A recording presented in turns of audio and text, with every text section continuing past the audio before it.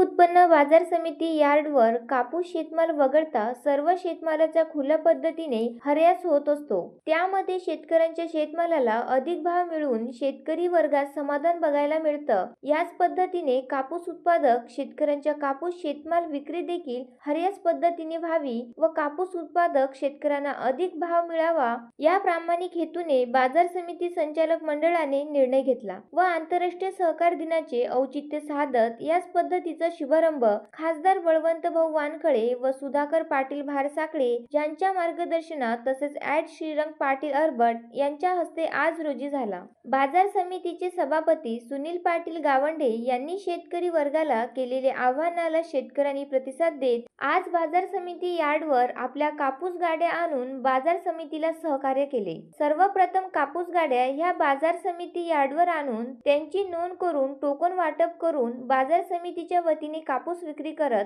आणलेल्या सर्व शेतकरी बंधूंचा शाल व श्रीफळ रोप देऊन सत्कार करण्यात आला। याचबरोबर कापूस खरेदी करणाऱ्या व्यापारी वर्गाचा देखील सत्कार करण्यात आला। कापूस हरास झाल्यानंतर बाजार समितीची सौदापट्टी घेऊन गाड्या जिनिंगवर मोजमापन करण्यासाठी पाठवण्यात आल्या। यावेळी कापसाला रुपये 8,000 उचाकी भाव मिळाला तर सरासरी 7,450 ते 7,521 पर्यंत भाव खुल्या बाजारात मिळाला। यावेळी शुभारंभाचे उद्घाटन श्रीरंग पाटील अरबट, कृषी उत्पन्न बाजार समितीचे सभापती सुनील पाटील गावंडे, बाजार समितीचे उपसभापती राजू पाटील कराळे, बाजार समितीचे संचालक बाळासाहेब हिंगणीकर, संचालक बाळासाहेब वानखळे, संचालक कांचनमालाताई गावंडे, संचालक साहेबराव घदे, संचालक गजानन देवतळे, संचालक राजेंद्र पाटील वढाळ, संचालक भारत आठवले, संचालक अनिल पाटील भारसाकडे, संचालक सुनील पाटील डीके, अभय गावंडे, संचालक राजेश शेटराठी, संचालक प्रभाकर पाटील तराळ,